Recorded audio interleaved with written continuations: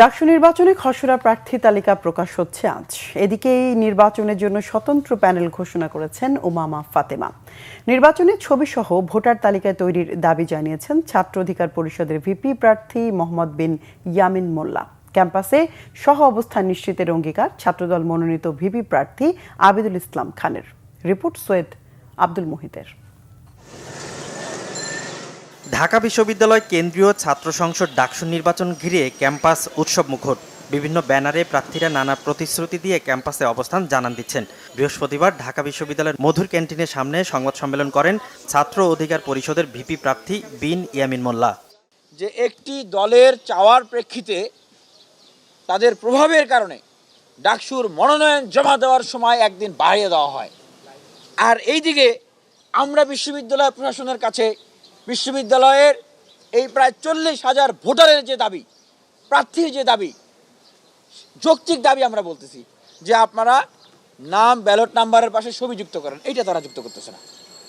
আমরা যৌক্তিক দাবির কথা বলতেছি যে সেই 19 সালে যারা আমাদের উপরে হামলা করেছে, যাদের নেতৃত্বে হামলা হয়েছে, অন রেকর্ড আছে সেই বিষয়গুলো, সেগুলোর আপনারা বিচার করেন। সেগুলো তারা বিচার করতেছে না, সেগুলো তারা ঝুলিয়ে রেখে। এদিন সাংবাদিকদের সাথে কথা বলেন ছাত্রদল মনোনীত ভিপি প্রার্থী আবিদুল ইসলাম খান। এ সময় তিনি বলেন, হলগুলোতে গেস্ট রুম কালচার চিরতরে বন্ধ এবং সুন্দর ক্যাম্পাস গঠনে মনোযোগী হবেন তারা। বিশ্ববিদ্যালয়ের যে পড়াশোনার পরিবেশ সেটা কিন্তু সম্পূর্ণভাবে বিলুপ্তির পথে। এই বিশ্ববিদ্যালয়ে পড়াশোনা, ঢাকা বিশ্ববিদ্যালয়ের একটা স্টুডেন্ট যখন ভর্তি হওয়ার পরে সে প্রথমেই গেস্ট রুম গণরুমে গিয়ে তারপর তার সিনিয়রদের কাছ থেকে শুনতেছে ডিপার্টমেন্টের পড়াশোনা করতে হবে না, পড়াশোনার প্রয়োজন নাই, রেজাল্ট প্রয়োজন নাই, 2 দিন পরে বিসিএস এর পড়াশোনা করবা, না হলে রাজনীতি করো, মিছিল করো।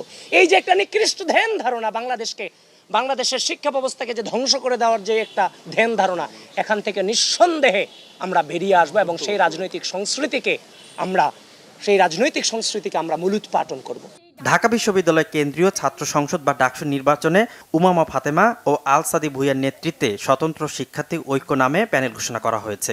যে এই ঢাকা বিশ্ববিদ্যালয়ের শিক্ষার্থীরা সিদ্ধান্ত নিবে যে আগামী দিনের তাদের নারীদেরকে তারা আসলে কোথায় দেখতে চায়। তাদের কি তারা এই আন্দোলনে শুধুমাত্র সামনের সারির কিছু অস্ত্র হিসেবে দেখতে চায়, নাকি পলিসি মেকিং থেকে শুরু করে প্রতিটি পরিসরে এই নারীদের অংশগ্রহণ থাকবে, এভাবে তারা নারীদেরকে এক্সপ্রেস করে দিতে চায়।